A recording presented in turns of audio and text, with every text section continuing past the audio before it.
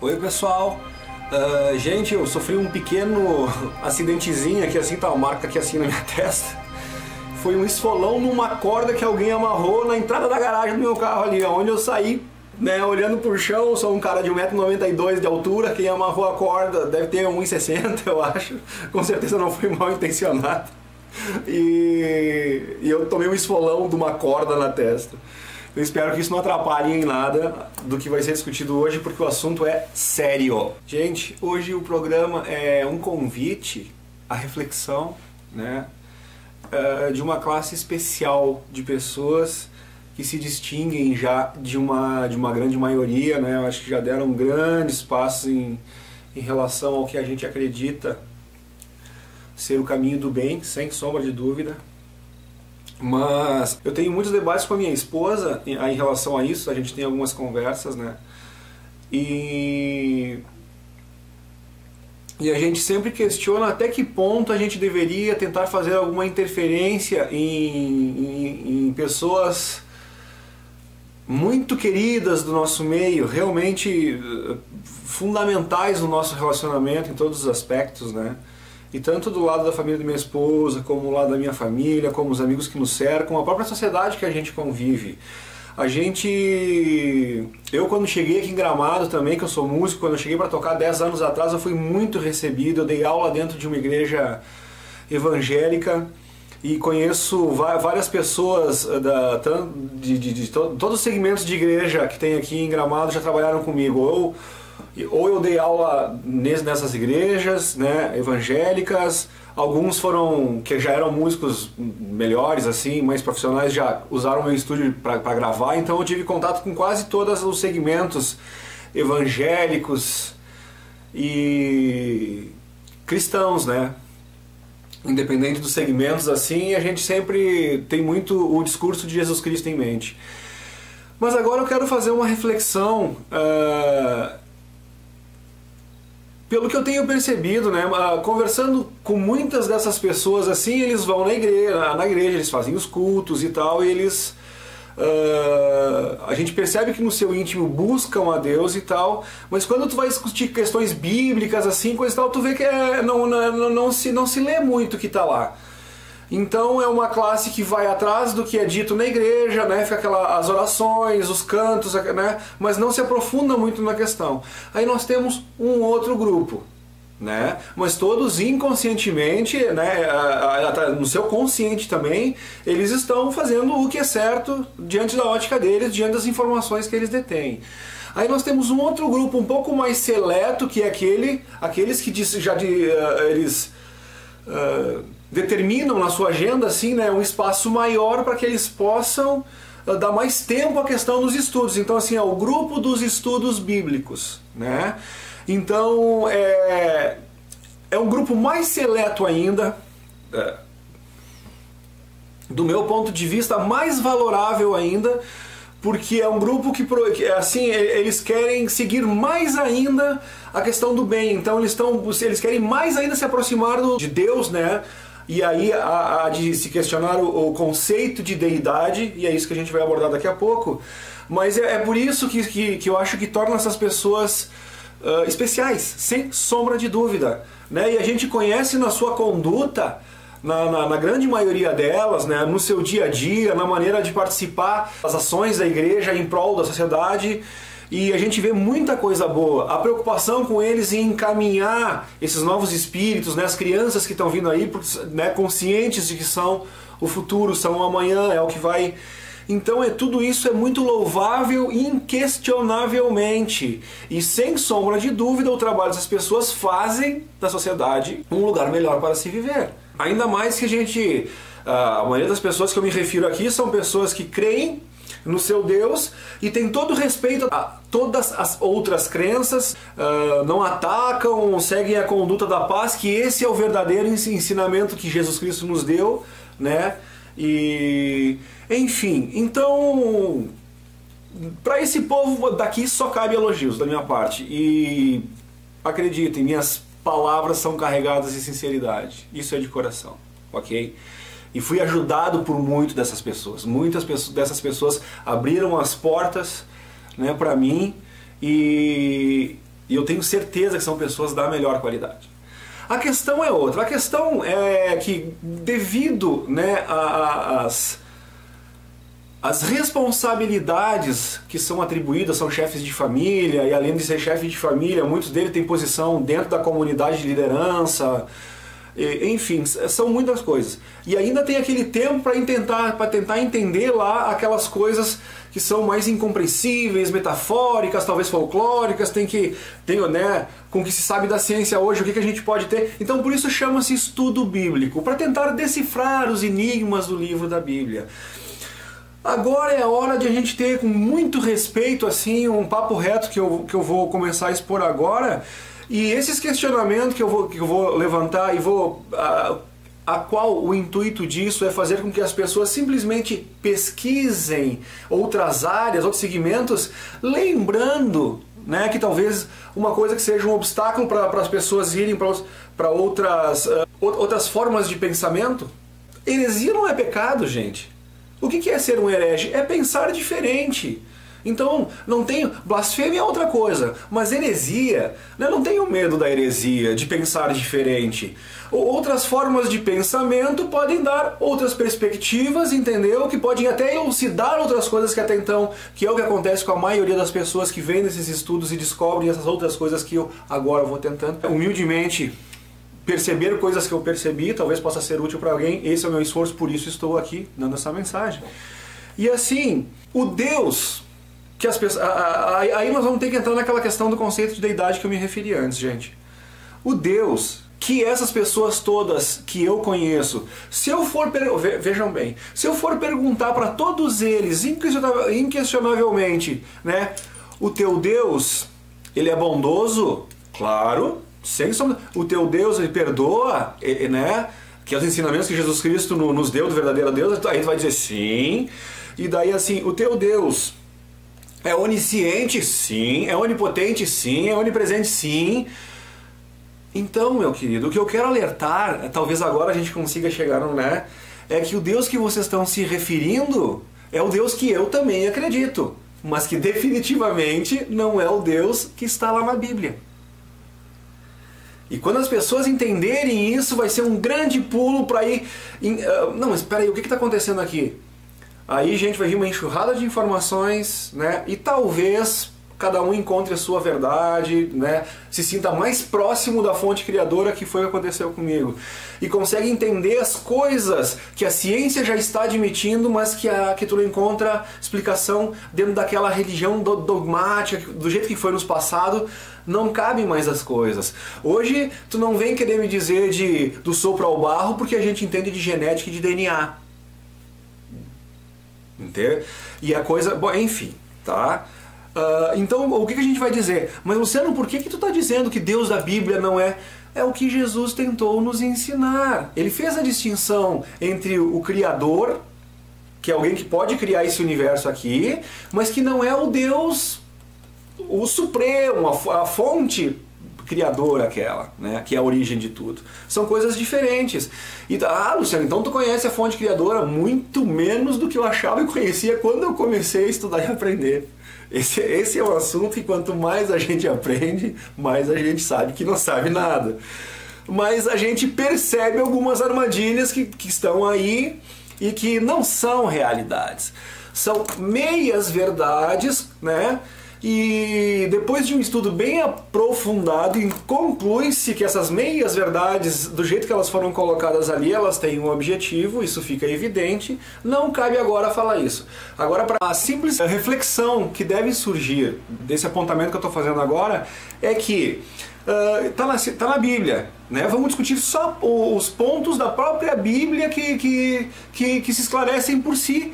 Por exemplo, no momento que Deus é onisciente, né, ele não precisaria fazer com que o Abraão fosse com a faca sobre Isaac, porque ele saberia o que passaria lá. Então não tem argumento que diga por que para saber se o Abraão era fiel. Ele não é onisciente? Ele não sabe de tudo? Pronto, não é o Deus que vocês acreditam ser onisciente. E a prova está aqui. Outra prova. Deus é onipotente.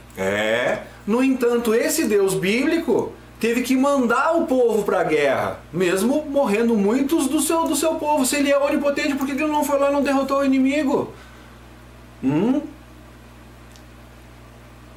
Ele é onipresente, só que não é todos os momentos que ele está junto ali com a galera.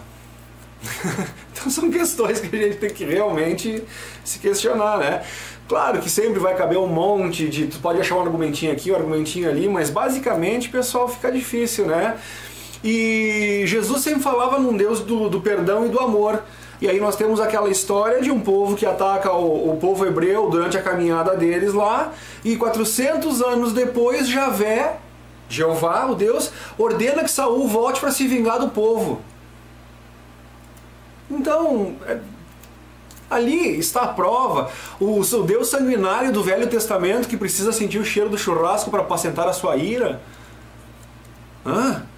Gente, né? Então, é isso que eu digo para vocês. Não se questiona a fé de ninguém, né? Justamente pelo contrário. Quanto mais tu te dedica o teu tempo a esse tipo de estudo e procedimento, é evidente que a busca, né? Não tem o que questionar isso. O único problema é que assim tem uma questão no meio disso tudo, que eles fazem uma filosofia ali não muito clara ali, né? Aquelas coisas que dão margem de interpretação, então a gente perde muito tempo, e tempo esse que é precioso nesse momento, né? E isso são questões que levam a interpretações pessoais e não fica uma definição muito clara disso. Quando tu sai da Bíblia e tu pula para o livro do Enki, mesmo ele sendo uma fraude, e depois tu também descobre, né, o que tu descobriu sobre a Bíblia, também assim é o livro do Enki, é mais ou menos assim, ó, para aqueles, os curiosos, né, os mais, aos olhos desse povo dominador, né, desse Deus opressor, escravagista, que seria Javé, né, o Enlil, dos Anunnaki. Aí o termo Enlil Anunnaki aparece para o Javé, então tu já tem uma outra conotação do que é esse Deus, de por que ele é assim e tal. Só que, de novo, é mais uma manobra para aqueles que conseguem sair da Bíblia e cair num estudo mais profundo, e muita gente fez o caminho, eu fiz esse caminho, eu tenho outros estudiosos de ufologia também que fizeram esse mesmo caminho, para depois a gente descobrir que tal e qual a Bíblia é simplesmente um segundo estágio do engano. E ainda vem as pessoas aqui me dizer: Luciano, como engano? É que assim, não são verdades absolutas que estão ali. São algumas coisas contadas que elas têm mais um cunho mais próximo à realidade. Então avança-se em muitos pontos que a Bíblia é obscura no termo de não claro. Né? Não entendo aqui obscuro como demoníaco, satânico, embora o seja, e agora as pessoas vão pirar comigo, mas no esclarecer da coisa toda, né, lá no fundo a gente descobre que a Bíblia é uma ferramenta de Javé. E depois de muito estudo, muita calma, muito cuidado nessa hora, mas depois de muito estudo, entendendo a história como um todo, lá da onde vem, a gente percebe que esse Javé bíblico é aquele que Jesus veio combater. Esse Javé bíblico é aquele que o Papa está se apresentando como ferramenta desse Deus bíblico, o Deus escravagista. Isso está ficando claro nesses discursos anticristo que ele está fazendo. Como assim ele é o anticristo? Então, pessoal, em um determinado momento, dizem alguns especialistas que Jesus faz da Bíblia, que não é o meu caso, né? Mas dizem que... E aí eu gostaria de confrontar com outras pessoas que realmente estudam profundamente a Bíblia. Eu não me detive muito a Bíblia, eu fui adiante quando eu percebi que algumas coisas que ali já te deixavam claro que tu não tinha que acreditar em tudo que estava ali, por causa que ela própria se contradizia. Logo que eu entendi aquela questão da Bíblia, que... aliás, isso que eu vou falar agora para vocês foi um questionamento que aconteceu no Pinga Fogo com o Chico Xavier, lá na década de 71, no programa em Minas Gerais, onde um líder evangélico, a qual se dizia líder de uma congregação com mais de 4.500 pastores, parece que é esse o nível que ele cita, e ele pergunta ao Chico: Chico, tu poderia dizer para mim e para toda a comunidade da minha igreja, que eu represento aqui mais de 4.500 pastores, parece que é esse o número que ele diz lá e tal, né? eu queria que tu me explicasse uma questão da Bíblia. Tu diz a questão da reencarnação, né? Se a reencarnação é um espírito que viveu, morreu e reencarna, como é que tu me explica baseado que na crença do pastor, né? Baseado no que está escrito na Bíblia, que Deus cria Adão e Eva. E que de Adão e Eva saem os dois, que é Abel e Caim. E nem citou Sete. Sete foi citado pelo Chico Xavier depois. Ele fala em Abel e Caim. Aí ele diz assim, como é que tu me prova a teoria da reencarnação, né? Se só tinha Adão e Eva, e que foram criados por Deus, que o Espírito foi dado por Deus, e os dois filhos de Adão e Eva, que são Abel e Caim, da onde que veio o Espírito dele? Crendo que colocando isso que esse pastor coloca, essa questão ali, ele acreditou que ele ia desmanchar, que ele ia fazer o Chico Xavier pagar um grande mico, como a gente diz hoje, um King Kong, diante de todo mundo, porque ele estava seguro de si naquilo que estava na Bíblia, né? E, gente, e quando a resposta, as palavras doces do Chico Xavier vieram, este pastor foi realmente ridicularizado.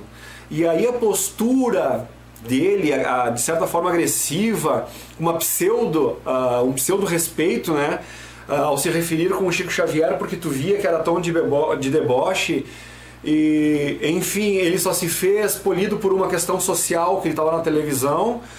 E é claro que ele, conhecendo o Chico Xavier, que sempre dava as retóricas com muita doçura e sem ofensa, ele, claro, não quis parecer o bandido da história. Mas independente das palavras polidas que ele tentou usar, a expressão corporal dele denunciou todo o desrespeito que ele tinha à figura do Chico Xavier. Sem querer defender o lado de ninguém, mas qual foi a sábia resposta e verdadeira, e que nem é uma coisa do Chico Xavier, é uma coisa que a própria Bíblia diz. Quando esse questionamento foi feito ao Chico, eu recomendo que as pessoas vão lá, e tá escancarado na internet isso, para quem quiser ver, Pinga Fogo Chico Xavier. Assista um programa inteiro, é maravilhoso. Aí o Chico, sabiamente, ele diz assim, olha, tu levantou a questão de que não poderia existir reencarnação, porque os únicos espíritos, as únicas pessoas que existiam no mundo, fora a criação direta de Deus, seriam Caim e Abel. No entanto, essa própria Bíblia que tu defende, dizendo para o pastor, né, ela cita, claro, que de uma maneira muito doce, o Chico falava, né, mas ele diz assim, essa mesma Bíblia que dá essa referência do Caim e do Abel, logo depois que um mata o outro, o assassino migra para uma outra tribo, para uma outra cidade que lá existe e se casa. Ou seja, se Deus criou Adão e Eva, e desde saíram Caim e Abel, de onde é que veio o povo dessa cidade e a moça que casou com o assassino? Então, logo que o Chico coloca isso, então isso gera uma risada entre os telespectadores lá, e o pastor deve ter ficado com cara de... né? Eu acredito que muitos dos seus seguidores que questionam alguma coisa em um determinado momento devem ter dito, bah, pastor, e agora? E eu sinceramente gostaria de ver qual foi o contra-argumento do pastor para essa colocação do Chico. Ou seja, não tem, porque não é uma coisa do Chico, está lá na Bíblia. Então, quando eu digo para vocês, esses confrontos não é o Luciano que está dizendo, está explícito. É só tu questionar a Bíblia, algumas coisas que a Bíblia diz, com outras coisas que a própria Bíblia diz que não condizem, não batem, não fecham. Então eu não precisei me aprofundar e ser um expert na Bíblia para perceber que tinha coisa ali que estava errada. E fui ver com um olhar de fora. Esse olhar de fora me permitiu outras coisas. Quando tu lê o livro de Enki, o livro perdido de Enki, by Zecharia Sitchin, né, traduzido pelo Zecharia Sitchin, tu já tem algumas verdades que esclarecem muitas coisas que não são claras na Bíblia. Quando tu te aprofunda ainda mais, tu descobre que a questão Anunnaki é uma realidade, mas ainda distorcida da mesma forma que foi distorcida a Bíblia, que é, né, essa versão da Vulgata que nós temos. A Vulgata foi a primeira versão da Bíblia escrita em latim. Foi escrita na época que era o Papa Damaso. O Damaso conquistou o papado matando e incendiado o Ursino. Aí é uma história, né, que eu já contei várias vezes aqui. É na época que o Constantino funda Constantinopla. Constantino vem do exército de Diocleciano. para não se, né, que era o imperador. Aí quando Diocleciano morre, o Constantino se torna imperador de Roma, funde Constantinopla. Durante o seu mandato como imperador, né, em 325 é feito o concílio de Nicéia. Nesse concílio de Nicéia, o Constantino convida um monte de gente, oferece suas carruagens para transportar as pessoas, oferece os seus palácios, as suas acomodações para que as pessoas possam participar desse evento. Eu não me lembro da data, mas para uma coisa de uma semana ou 15 dias, não me lembro direito, mas eu estudei isso há muito tempo atrás, fiz um programa sobre isso, né? Nesse concílio é determinado o que vai para o cânon bíblico e o que é apócrifo. O problema tá aí, gente. Nessa parte dos apócrifos, aonde tiraram a Bíblia de Judas, de todos os livros que a gente conhece que são apócrifos, as escrituras que estão vindo à tona hoje, né? Ou seja, tem o Evangelho de Maria, tem o Evangelho do Judas, que não foi traidor, e aquilo conta uma outra história. Então a gente tem que, por exemplo, a Bíblia não fala que além dos essênios, Jesus também teve ensinamento dos druidas, porque ele era um druida.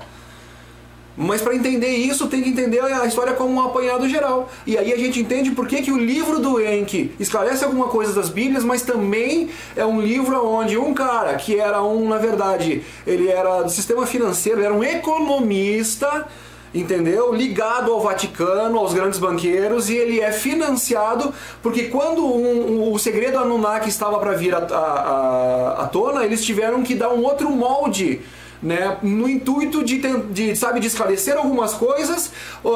Começou a aparecer os Homo capenses, começou a aparecer, eles tinham que dar né, esses crânios que estão ali, que a ciência comprova que está ali, não tem como negar, está lá nos museus do Peru. Então isso começa, né, a ciência começa a bater em cima, surge Zecharia Sitchin, com a imprensa comprada, dizendo que ele é um cara, que ele é um grande arqueólogo. Esse ser que vos fala acredita nisso, faz um estudo profundo do livro do Enki, até há pouco tempo atrás, diante de uma outra perspectiva, e vendo outras pessoas confiáveis, que eu sei que trabalham pela verdade dentro do ramo ufológico, por causa que muitas das descobertas que eu fiz dentro disso aqui corroboram e batem. Então tu começa a perceber em um determinado momento qual discurso agrega a tua filosofia e qual destoa, entendeu? Então eu sempre falo muito do David Parceriza, do canal Rimbel 35. Então ali já, e a questão da saga Anunnaki também, do canal Caminhando El Sendero, que é um trabalho de tradução sendo feito por uma gaúcha aqui de Porto Alegre, que é a Cassiana De Biasi. Trabalho maravilhoso, extremamente importante, esclarecedor, entendeu? Se alguém entende espanhol e quiser ver direto no Caminhando El Sendero, lá com o Bertus, né? Muito bom, os 43 episódios, mais um monte de coisa, né? Não te familiariza muito bem com o espanhol. Aí cabe o trabalho maravilhoso da Cassiana De Biasi, né? Procurem lá, a Saga Anunnaki, ela está fazendo a tradução. Parabéns, trabalho maravilhoso, menina iluminada. Então, gente, aí a gente percebe aonde entra o contexto Anunnaki e qual o interesse dos Anunnaki de recontar a história da Bíblia, revelando algumas coisas para aqueles curiosos mais insatisfeitos, mas ainda armando uma trama para que ele não chegasse na verdade mais próxima. Ainda não estou dizendo que essa verdade colocada, né, na saga Anunnaki pelo Bertus, ali do canal Caminhando El Sendero, né, ele próprio diz que não é verdade absoluta, mas pelo menos encaixa muito bem a história Anunnaki num contexto, e justamente pela própria história bíblica tu consegue entender que é mais uma manobra do Jeová, Javé, Enlil, né? E aí vão, nossa, Quetzalcoatl, não sei, uma coisa assim, não sei. Aqui, a história de Javé com o povo hebreu é exatamente a mesma história que acontece aqui na América Central com o povo dos astecas. Sabe? O mesmo Deus, a mesma migração, as mesmas guerras pelo caminho. Eles também, aqui os astecas também têm que desocupar um povo pela terra prometida. O Deus asteca, tal e qual o Deus hebreu, também é um Deus que pede sacrifícios, também é um Deus vingador, vingativo, que impõe o medo. Ou seja, as semelhanças entre o Deus hebreu e entre os deuses dos astecas é muito, muito, muito grande. É muito forte. Entendeu? Então Aí a gente começa a entender, estudando história, todas as culturas, todos os registros arqueológicos que estão aí para quem quiser ver, de pinturas rupestres a todos os geóglifos, né, que é na terra, os petróglifos que são nas rochas, os agroglifos que são nas plantações, ou seja, todos os hieróglifos também, tanta coisa, a arte rupestre que é deixada milenarmente, que nos mostra que tem muito mais do que a Bíblia dizia. É uma história mais verdadeira porque não houve interferência de quando elas foram escritas até agora. As interferências dos textos bíblicos, a Bíblia foi feita por um cara chamado o Jerônimo de Estridão. Também já fiz vários programas falando do Jerônimo de Estridão. Amando do Damaso, entendeu? O cara ele recolhe tudo que tinha das escrituras lá, hebraicas, aramaicas e gregas da época, né? E é muita coisa, gente, era muito evangelho, era muita informação, e daí ele tem que transformar tudo em latim, que é a língua oficial da época lá, né, para a religião católica, sob os mandos do 37º Papa da Igreja Católica, que é o Damaso I. Ok? Então vejam, pesquisem a história lá que vocês vão ver.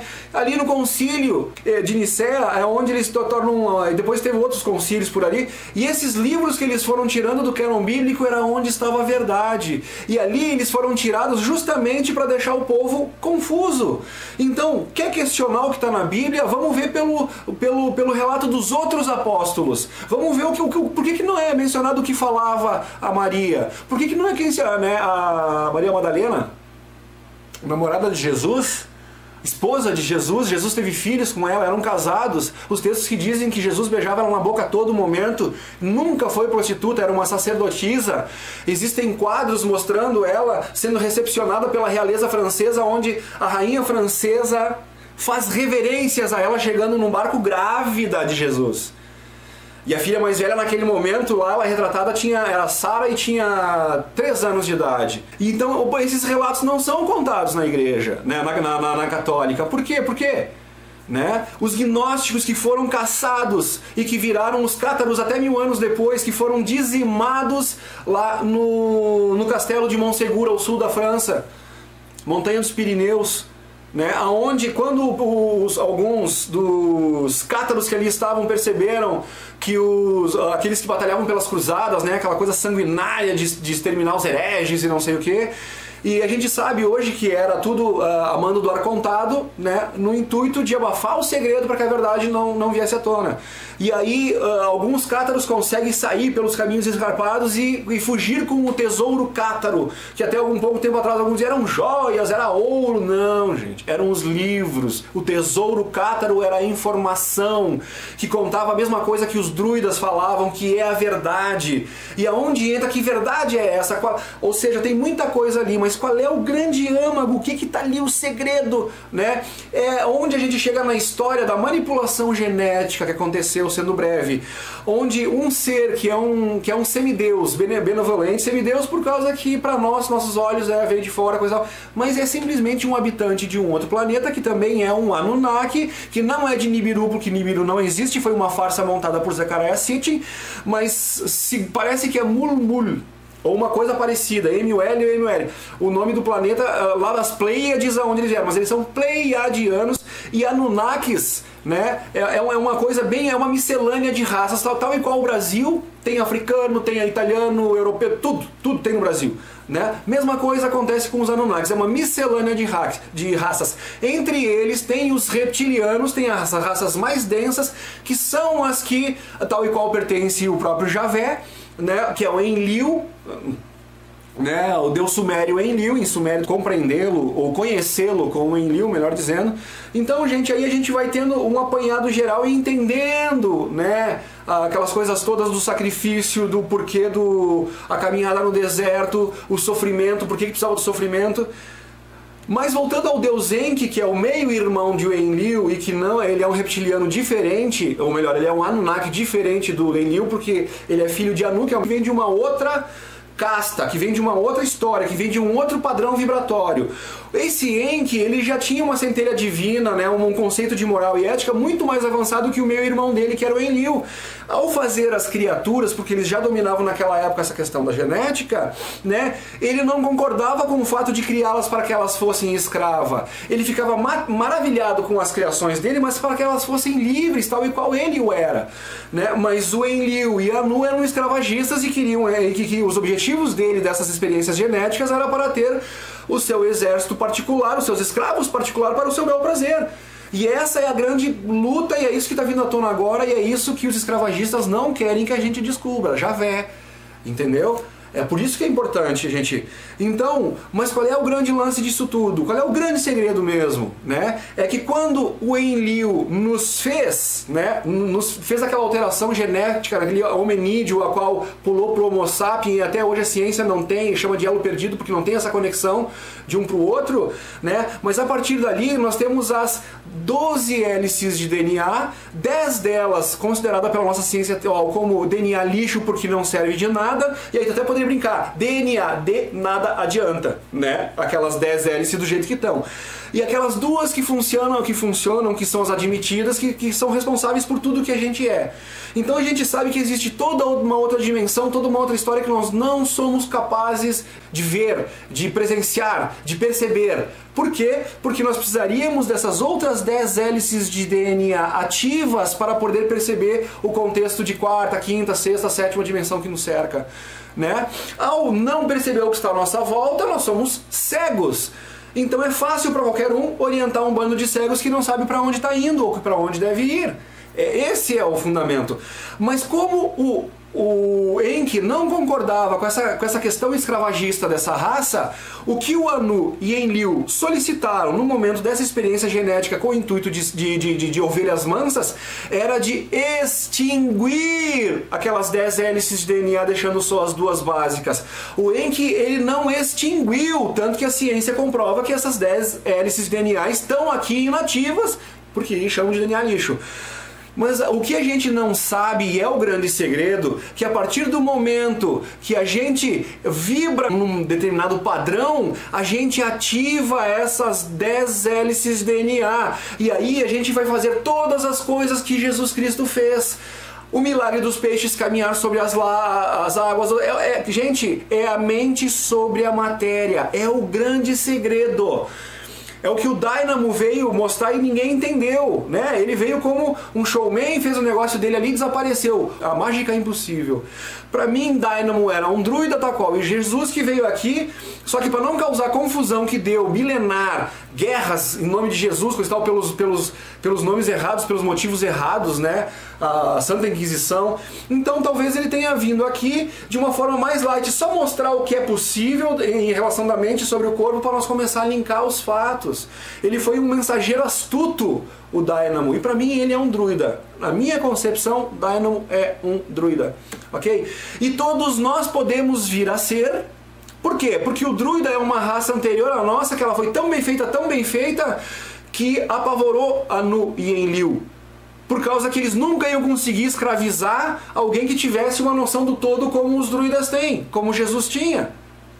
Entendeu? Quando nós compreendermos isso, aí a gente vai entender que todo esse trabalho de violência, guerra política que o mundo atravessa nesse momento é uma atitude desesperada dos arcontes escravagistas para que a gente não aperte esse interruptor de jeito nenhum. Então percebam as palavras do representante máximo da Igreja Católica quando ele diz que Jesus é metafórico. A história, a arqueologia e a ciência provam que não é.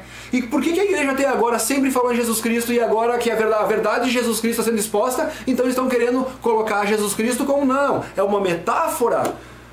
Ou as declarações do Papa de que a gente precisa da igreja, que a gente não pode, por conta própria, ascender a Deus ou a Jesus. Ou seja, todas as informações que o Cristo, que Jesus nos passou de libertação desse mundo material, né, de nós tentar entender o que é o Yaldabaoth ou a Matrix, é o que o Papa agora, nas palavras dele, vem tentando esconder. É o desespero deles, gente, de manter a máscara, mas não tem jeito.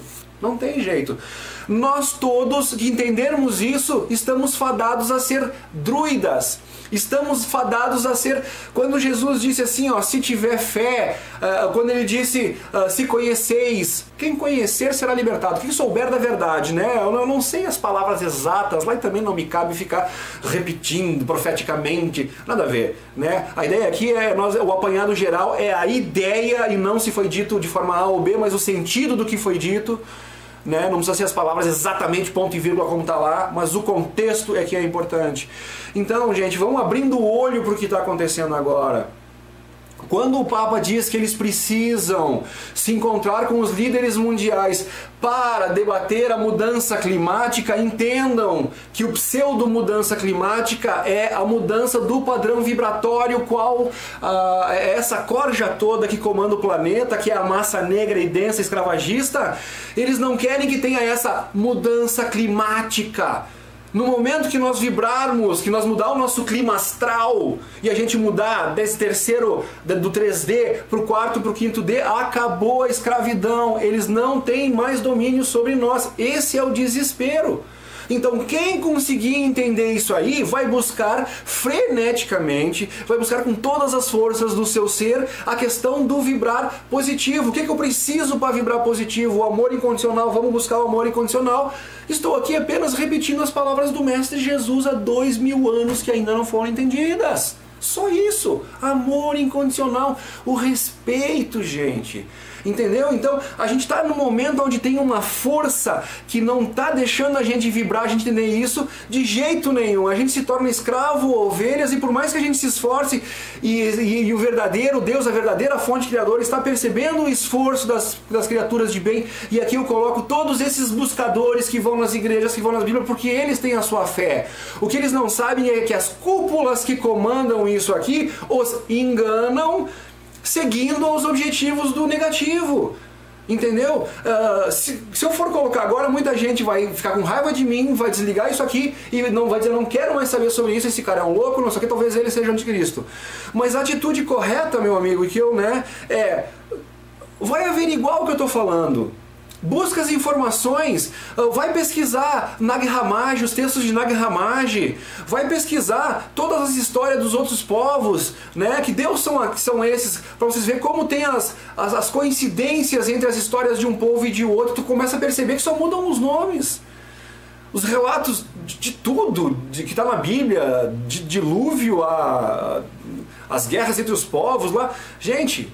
Aí a gente entende de uma forma geral. E ainda mais quando tu assiste um vídeo que nem a Saga Anunnaki, que dá todo o apanhado de como as sociedades interplanetárias interagem, né? Os continentes de Lemúria, Mu, Atlantis, né? que as pessoas acham que é tudo balela, que é tudo... Não, gente, não. É uma história que é contada através dos povos, que quando... né, alguns povos conseguem se manter sem indígenas, né, sem a intervenção dessa socialização, dessa civilização. A civilização que o mundo europeu pôs ao resto do mundo é tudo colonização, é só ampliar o território de escravidão, sempre tentando, né, através dos padres que achavam que estavam servindo a Deus, os pastores e as próprias pessoas que se julgam as ovelhas fiéis, né, e obedientes ao Senhor, usando da manipulação da informação para nos manter, né, as ovelhas quietinhas, né, vai para o abate como tu tem que ir para o meu alimento, mas tu vive quietinha,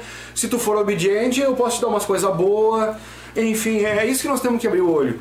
Então, gente, espero que com todo respeito, com toda propagação de sinceridade, de amor no meu coração a todas as crenças, mas assim, o convite ao debate, convite a uma análise dos fatos que estão acontecendo, né, nesse momento.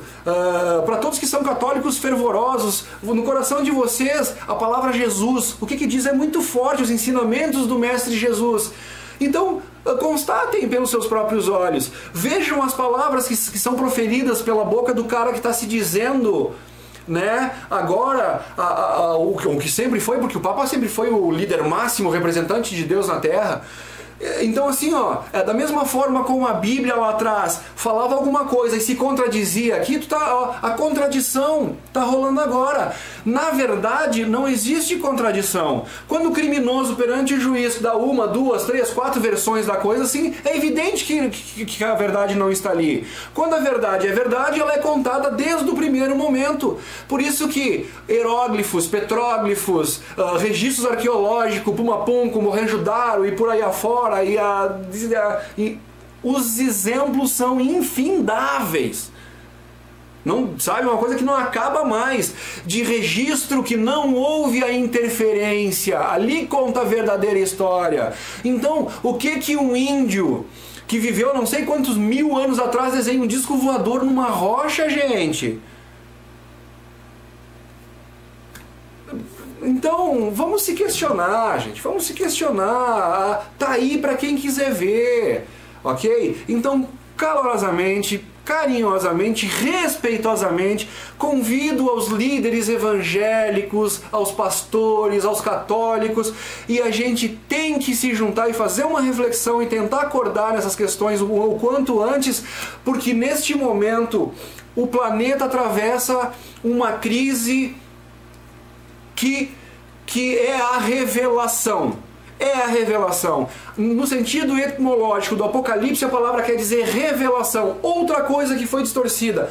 Nos colocam o Apocalipse como fim de mundo para a gente não querer o Apocalipse. Tu pergunta, tu sabe o que é o Apocalipse? E a pessoa vai dizer, ou tu quer o Apocalipse? E a pessoa vai dizer, não. Por quê? Porque o Apocalipse é o fim do mundo que está na Bíblia. Não é, gente, é revelação. Então o que o mal não quer?